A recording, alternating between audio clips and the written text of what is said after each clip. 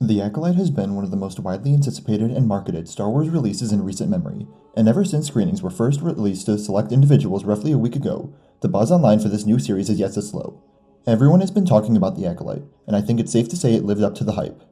I would have loved to have been able to see the first two episodes in the theater when it was offered earlier this week, because it really did feel like I was watching a new Star Wars movie, between the opening exposition and descent into stars, and how fresh and amazing everything looked on screen. It may not have been an opening crawl, but it was close enough to give me the same feeling right off the bat. With over an hour of total footage, there was a lot that happened in these first two episodes, and I really appreciated how it never slowed down for exposition or to catch up viewers on the new era and characters. Everything happened in stride, and it made the show very lush and full of content, rather than having to work our way into the meatier parts of the series. Right off the bat, we're introduced to May on the planet Ueda, and something that stood out to me right away was how public Indara was here. May goes right up to a townsperson and asks where to find the local Jedi. Especially compared to what we've seen recently during the later eras, when the Jedi are either in hiding or their numbers are dwindling. In this time period, the Jedi are plenty and aren't afraid of any threat, to the point where they can be out in the cantina relaxing and enjoying life. There wasn't any music playing in the cantina, which differs it from previous places like on Tatooine or Takodana, but I actually liked how it didn't rely on the music for the feel of the place, and instead uses the people there to characterize a location. This was actually the scene that was released as a part of the Phantom Menace's theatrical re-release, which wasn't surprising, but it was still just as good the second time around. May looks very silly and childlike picking a fight with a Jedi Master, as she claims they have unfinished business, but we never really learn what that is yet in these episodes. It does quickly create questions surrounding May's past with the Jedi though, as they have obviously done something to hurt her. The fight sequence was great, using the space around them to incorporate that into the action. May reaches for Indara's lightsaber multiple times, and she did the same thing when fighting Master Stoll in the second episode, but she never took Indara's lightsaber after killing her, which makes me suspect that perhaps she is required to kill one of them with their own blade, in order to become worthy of becoming an apprentice. But back to the fight at hand, Indara is very calm and collected throughout the entire fight.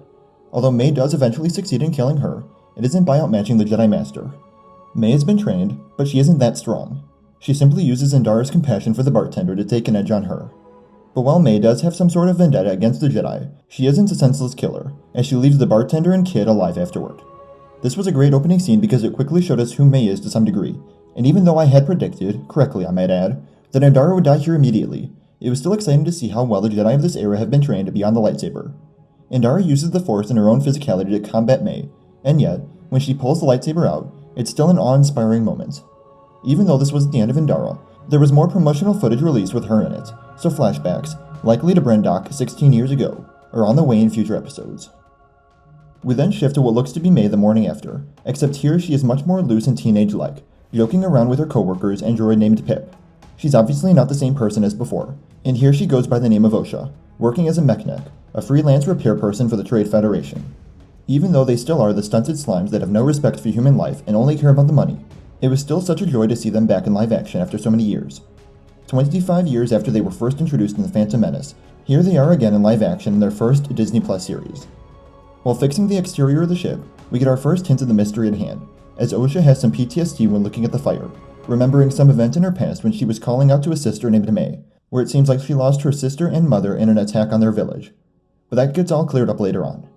A Jedi Vector arrives, and between that and the High Republic Jedi robes, it was great seeing the High Republic translated over into live action. There wasn't anything huge in these two episodes that would confuse those that had never read the books, but small things, like the Vectors, or the way Sol teaches the younglings later on, are all details that readers can appreciate.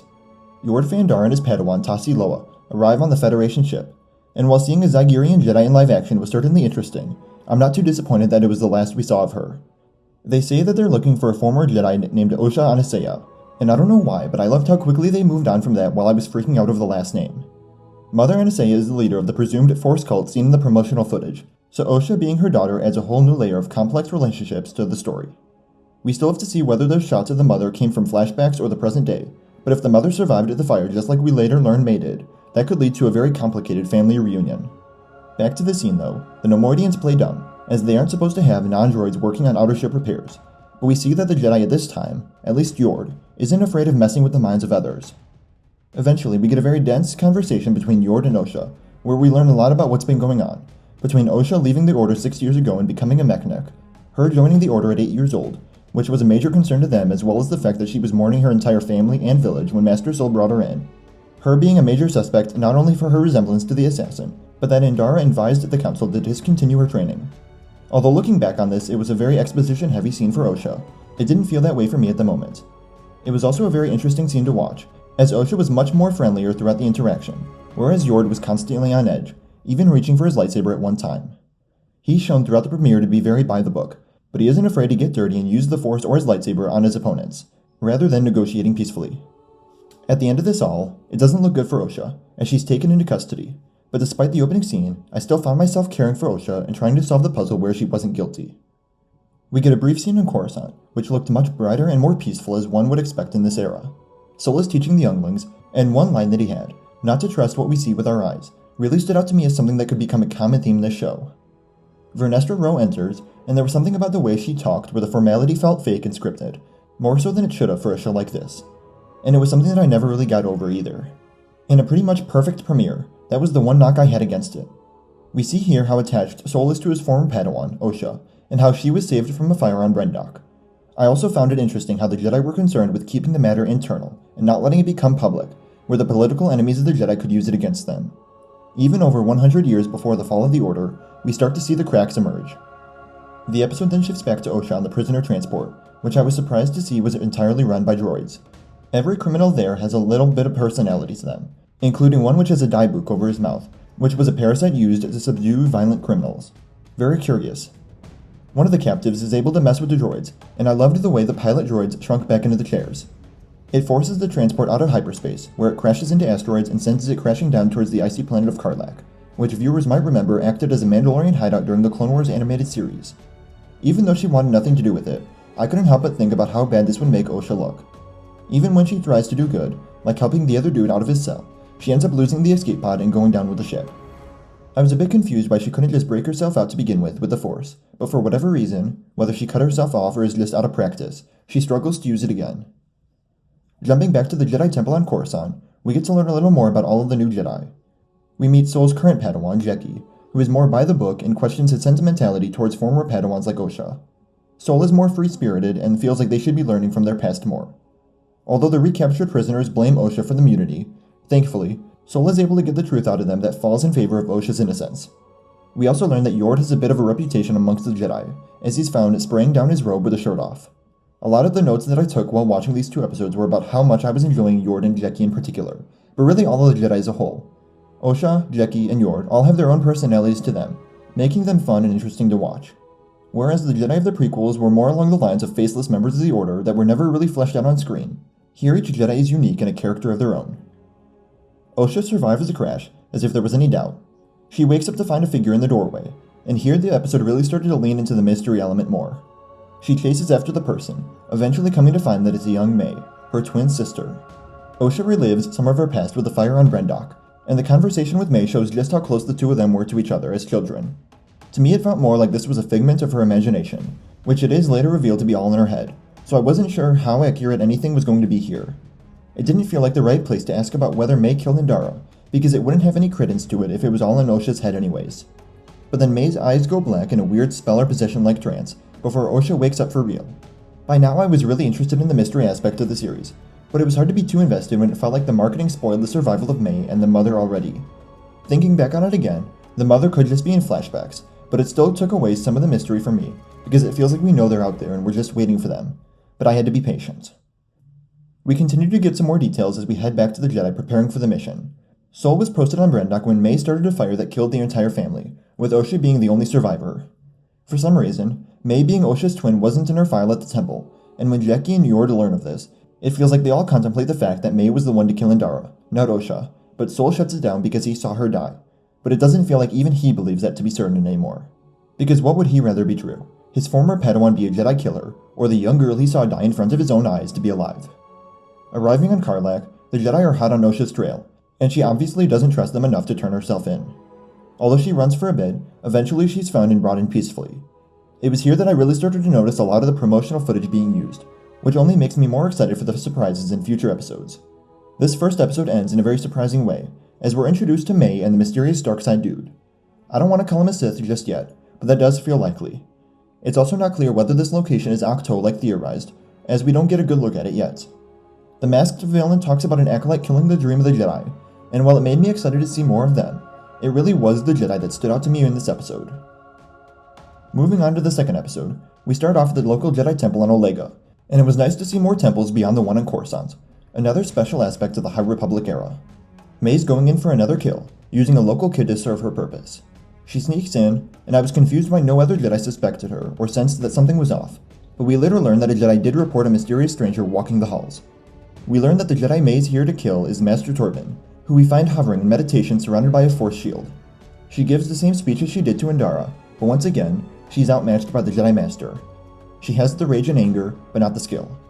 We learn here that May is targeting specific Jedi that wronged her somehow, and it was here that I became worried for Sol's well-being, since both he and Indara were at the fire.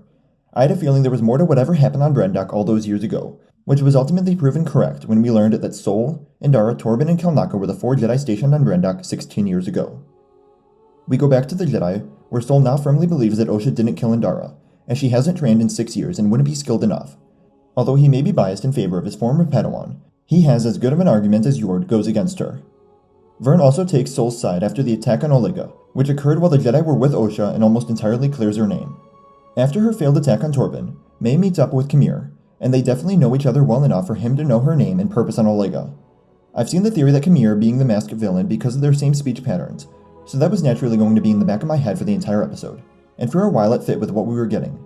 May needs a poison, Kamir mentions Wookiee Jedi, 2 more Jedi for May to kill after Torben, but then he mentions that May has to kill one of the Jedi without a weapon to please the Master, making it sound like they both serve the same dude, although it could be Kamir hiding his true identity, I guess. We do get some of his own thoughts and beliefs about the lives of the Jedi, and he's no fan for sure. Kamir also agrees to keep the secret about the poison from the Master, which honestly I think would make it even more likely that he turns out to be the villain, since we learn later on that May doesn't even know the true identity of her Master.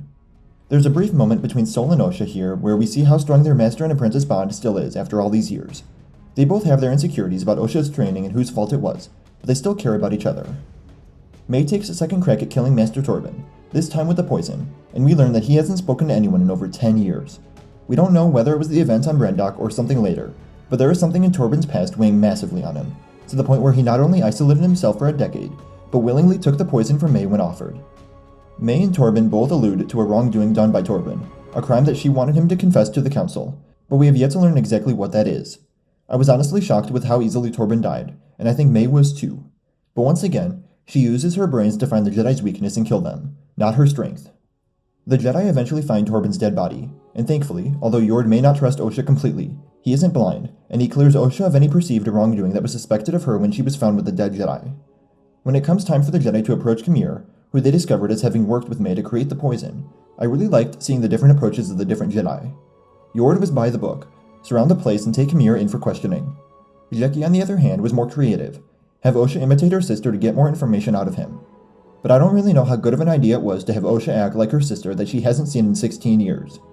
Despite her rough impression and Kamir quickly figuring it out though, Osha is able to get a confession and a hint at a larger him from Kamir. There was a brief moment when I became very concerned over what would happen to Osha here, but thankfully the Jedi arrived in time to prevent any mishappenings. It was hard to trust anything Kamir told the Jedi, especially since it felt like he worked with May a lot more closely than he said. But he does tell them that May wants revenge on 4 Jedi, and that she would be back at night. Sol ultimately wants to confront her alone, which I guess was because he felt guilty over his past failure. It made sense for Osha not to do it at first, as she was still angry at her sister for starting the fire and killing everyone. She wanted revenge just like her sister. It was interesting to see her having gone away with all of the Jedi's teachings. 6 years is a long time, but I'm surprised that she has almost no hints left of force sensitivity or the Jedi's teachings in her. Sol confronts May, and it was once again a very physical, force-foo fight where Sol was fighting simply out of self-defense. He holds the upper hand the entire fight, all until she's able to swirl up a dust cloud to escape Sol, Yord, and Jeki. Prior to that though, when May is backed into the corner, Sol was pleading to her, reaching out his hand to her, whereas Yord's hand was going to his lightsaber, which I thought was very telling for both of them. But the most interesting thing here that we learned was that May thought Osha was dead. I figured that this may have been the reason why she was killing the Jedi, as she blamed them for her sister's death and that grief had been manipulated by the Dark Lord to kill the Jedi. But even after she learns of her sister's survival, she still seems intent on going through with her plan. I was praying that Osha would step out into the open during the entire fight, confronting her sister like she had originally wanted to, showing May that she was still alive, and yet for some reason, she never did. And then she misses the stun shot as May is escaping, although I think it could be interpreted as either on purpose or accidental. Afterwards, Vern wants them to come back to the temple for discussion with the situation more clear now, but hopefully they go to Kufar where they know May will be heading for Kelnaka. We're briefly introduced to him at the end of the episode, as two lost travelers wander into his camp. And not only did I love seeing another Wookiee in live action, but I was getting a lot of different inspirations from this one short scene, like Yoda on Dagobah living in the crashed ruins of a ship, Luke's more depressed and loner attitude, and honestly there was a bit of Shrek living in his swamp too for some reason. Overall, a very packed and exciting premiere that makes me confident that this series is everything it's been hyped up to be. I'm excited to go back and rewatch these episodes and cover them in greater detail this week. What did you think of the first 2 episodes of The Acolyte? Let me know in the comments below. Remember to like the video and subscribe for coverage of the series as a new episode premieres every week. And remember to follow me on Instagram, Twitter, and TikTok. Thank you all for watching, and remember, the Force will be with you. Always.